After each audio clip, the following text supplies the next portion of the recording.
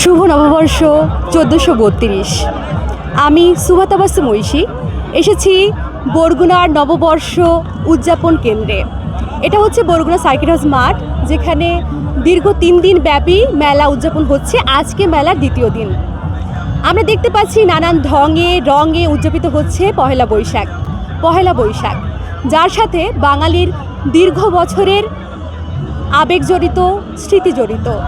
পহেলা বৈশাখ, যার সাথে আমাদের রয়েছে গ্রামীণ সংস্কৃতির টান, বাতাসে থাকে স্মৃতির গন্ধ।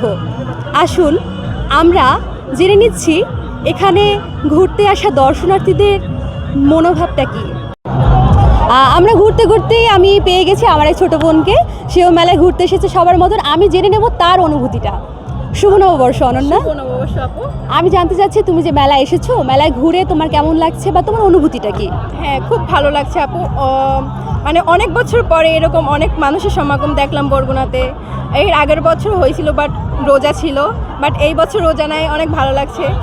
আর প্রকৃত কথা হচ্ছে সব এখানে মানে আমাদের নিজেদের লোকই বেশিরভাগ, তারপর দূর দূরান্ত থেকে সবাই আসছে। খুব ভালো লাগছে আপু। আমরা এখানে একজন দর্শনার্থী খুঁজে পেয়েছি। শুভ নববর্ষ। আপনি এখানে মেলায় ঘুরতে এসেছেন, কেমন লাগছে? মেলার পরিবেশ, মেলা সব কিছু মিলিয়ে আপনার অনুভূতিটা জানতে চাচ্ছি। আসসালামু আলাইকুম। শুভ নববর্ষ। বরগুনার এই বিখ্যাত শিমুলতলার বৈশাখী মেলার আজকে দ্বিতীয় দিন। তো এখানকার মেলা প্রতি বছরের ন্যায় এবারও খুবই সুন্দরভাবে উৎসবমুখর পরিবেশে উদযাপিত হচ্ছে।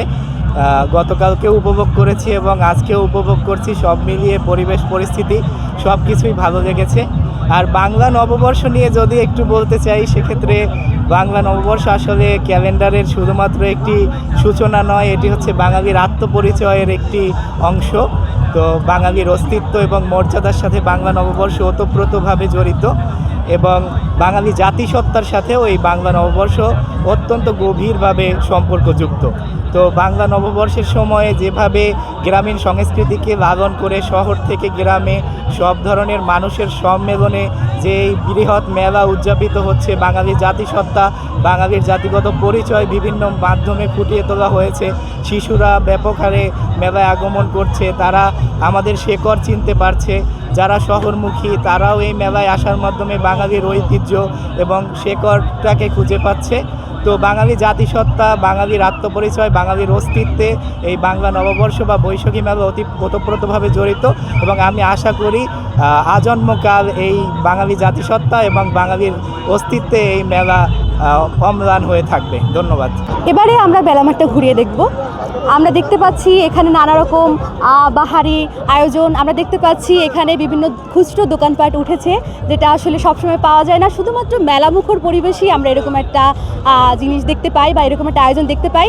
তো এখানে আমরা দেখতে পাচ্ছি এই যে কিছু থ্রি পিস, ওড়না, এই যে আয়োজন, এই যে মশারির কাপড় দেখতে পাচ্ছি আমরা, পাখা। আমরা দেখতে পাচ্ছি যে খুচরো কিছু আয়োজন, যেটা আমরা শুধুমাত্র এরকম মেলা বা আয়োজনের মধ্যে আমরা পেয়ে থাকি। তো আমরা একটু জেনে নেব যে তাদের এখানে এসে কেমন লাগছে, তারা কোথা থেকে এসেছেন এবং কিভাবে বিষয়টাকে তারা যাপন করছেন। তো শুভ নববর্ষ। শুভ নববর্ষ। আপনি এই যে মেলার মধ্যে এসেছেন, আপনি কোথা থেকে এসেছেন? এবং আমি চান্দখালি আমার বাসা, ওখানে আমার নিজের দোকান আছে, কাপড়ের দোকান। সেখান থেকে আমি বরগুনা ভাড়া থাকি। ওই ভাড়া বাসা থেকে কিছু থ্রি পিস নিয়ে এসেছি, গেঞ্জি, থ্রি পিস এগুলো বিক্রি করি। এমনি মেলাও দেখতে আসছি আর কিছু বিক্রি করতে আসছি। কেমন লাগছে আমাদের বরগুনার মেলা? ভালো লাগে, কিন্তু একটু বেচা কিনা কম। আচ্ছা, বেচা কিনা কম। আপনি কি এবার প্রথম এসেছেন নাকি আরও? এই প্রথম। আচ্ছা, এবছর প্রথম। তো আপনার জন্য শুভকামনা রইল। আরও একবার শুভ নববর্ষ। শুভ নববর্ষ। আমরা আরেক দর্শনার্থীকে পেয়ে যাচ্ছি, আমরা শুনবো সেই দর্শনার্থীর মনোভাব। শুভ নববর্ষ। আপনি মেলায় ঘুরতে এসেছেন, মেলার পরিবেশ, মেলার যে এই যে একটা বিকেলের এখন যে আগমনী সন্ধ্যার যে একটা মুহূর্তটা, চারদিকে লাইটিং, চারদিকে মানুষজন, সব মিলিয়ে আপনার কেমন লাগছে? এবং আমি আরও জানতে চাচ্ছি যে শৈশবের যে মেলার যে আমেজটা, সেটার সাথে বর্তমানে আমেজটার কতটুকু মিল বা কতটুকু পার্থক্য? শুভ নববর্ষ 1432। আমি মোহাম্মদ ইমাম হোসেন। আসলে নববর্ষ আমাদের বাঙালি জাতির একটা ঐতিহ্য। এটা হাজার বছর ধরে বাঙালি জাতি ধর্ম, বর্ণ, জাতি নির্বিশেষে একত্রিতভাবে পালন করে আসছে। এটা আমাদের একটা গৌরব, এটা আমাদের একটা অহংকার। শৈশব আমরা গ্রাম্যভাবে এই মেলা উদযাপন করতাম, সেখানে ঘুরতাম। এখন আবার শহরের পরিবেশে এই মেলাটাকে আমরা উপভোগ করতেছি। এখানে ধর্ম, বর্ণ, জাতি নির্বিশেষে সকল মানুষের একটা ঐকতান এবং নানামুখী বিভিন্ন বিষয়বস্তুর একটা সমারোহ। তো এটা অনেকটা ভালোই লাগতেছে যে সবাই একসাথে একত্রিতভাবে একটা অনুষ্ঠান একত্রিতভাবে উদযাপন করা। আচ্ছা, এখানে একটা প্রশ্ন আমি যুক্ত করব, যেটা আমি আগেও বলেছিলাম যে শৈশবের যে আমরা বলি একটা নস্টালজিয়া, বাতাসে স্মৃতির গন্ধ, তো এখনও কি বাতাসে স্মৃতির গন্ধ পাওয়া যাচ্ছে? এখনও কি শৈশবের সেই পরিবেশটা পাওয়া যাচ্ছে, নাকি কিছুটা অমিল রয়েছে? আপনার মনোভাব কি এই ব্যাপারে? আপনার আবেগের জায়গাটা কতটুকু, সেটুকু জানতে চাচ্ছি। আসলে শৈশব তো অন্যরকম একটা স্মৃতি, কিন্তু এখন আগের থেকে পরিবেশটা অবশ্যই কিছুটা একটু পরিবর্তন হয়েছে। তো সময় যত যাবে, সময় পরিক্রমায় পরিবেশ অবশ্যই পরিবর্তন হবে। স্মৃতি তো অনেক কিছু রয়েছে, কিন্তু এখন আগের যে শৈশবে আমরা বৈশাখী মেলায় ঘোড় দৌড়টা দিচ্ছিল, কিন্তু এটা তো এখন বিলুপ্ত বললেই চলে। তো ওইটা তো এখন সবারই মনে পড়ে, কিন্তু এখন তো আর ওইটাকে আর পাওয়া যাচ্ছে না। এখনও দেখতে পাচ্ছি যে বাচ্চারা মেলায় এসেছে, সুন্দরভাবে ঘুরছে ফিরছে, খেলাধুলো করছে বা খেলনাপাতি কিনে নিয়ে যাচ্ছে, কেউ বা উঠছে নাগরদোলায়, ঘুরে ফিরে তারা তাদের শৈশবকে, তাদের কৈশোরকে উপভোগ করছে। আপনি কি তাদের মধ্যে নিজের শৈশবকে কিংবা নিজের কৈশোরকে খুঁজে পাচ্ছেন? তা তো অবশ্যই। ছোটো কিশোর কিশোরী যারা আছেন তারা বিভিন্নভাবে মেলাটাকে উদযাপন করছেন। তাদের দেখলে অবশ্যই শৈশবের কথা, স্মৃতিটা মনে পড়ে এবং খুব ভালো লাগে, খুব ভালোভাবে উপভোগ করি আর কি। আমরা দেখতে পাচ্ছি নাগরদোলা আছে, রয়েছে খুচরো দোকান, রয়েছে নৌকো। বাচ্চারা যেখানে খুবই মজা করে, খুবই এনজয় করে। শুধু বাচ্চা না, বড় মানুষরাও এখানে সমভাবে বাচ্চাদের মতো মজা করে।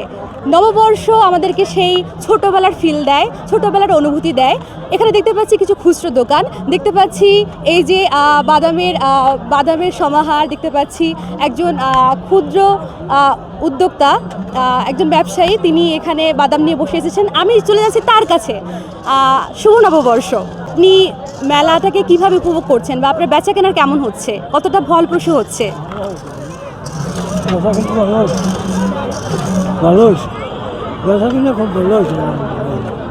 আচ্ছা, আপনি মানে যে আশা নিয়ে এসেছিলেন সেই রকম পরিমাণে কি বিক্রি হচ্ছে, মানে আশাটা কি পূরণ হচ্ছে, লাভজনক হচ্ছে কি না? আচ্ছা, শুনে খুবই ভালো লাগলো যে খুবই লাভজনক ব্যবসা হচ্ছে এবং তিনি মেলাটাকে সুন্দরভাবে উপভোগ করছেন। একই সাথে নিজের ব্যবসা, একই সাথে মেলার যে আয়োজন, যে আমেজটা, দুটোই তাকে ছুঁয়ে যাচ্ছে। আমরা এবারে চলে যাচ্ছি একটু মেলার অন্য প্রান্তে। এই মুহূর্তে আমরা অবস্থান করছি দক্ষিণ প্রান্তে, যেখান থেকে শিমুলতলা মাঠকে দেখা যাচ্ছে কোনাকুনিভাবে। আমরা দেখতে পাচ্ছি এখানে বিভিন্ন রকমের মানুষজন এসেছেন মেলাটাকে উপভোগ করতে। কেউ বা পরিবারের সাথে এসেছেন, কেউ বা বন্ধুমহলের সাথে এসেছেন। সবাই বিভিন্নভাবে মেলাকে উপভোগ করছেন, কেউ বা সন্তান সন্ততির সাথে এসেছেন। তো আমরা দেখতে পাচ্ছি বিভিন্ন রকমের মানুষের ঢল। আমরা দেখতে পাচ্ছি প্রচুর ভিড় হয়েছে, যেহেতু এত জমজমাটপূর্ণ একটা মেলার আয়োজন, আমাদের ঐতিহ্যের সাথে যেটা জড়িত, বাঙালিত্বের সাথে যেটা জড়িত, আমরা দেখতে পাচ্ছি সেরকম একটা সুন্দর মুহূর্ত, সেরকম একটা সুন্দর আমেজ, সুন্দর পরিবেশ, যেখানে রয়েছে নানা রকমের খুচরো দোকান, খুচরো ব্যবসায়ী, যারা কিনা স্থানীয় না, বিভিন্ন দূর দূরান্ত থেকেও এসেছেন।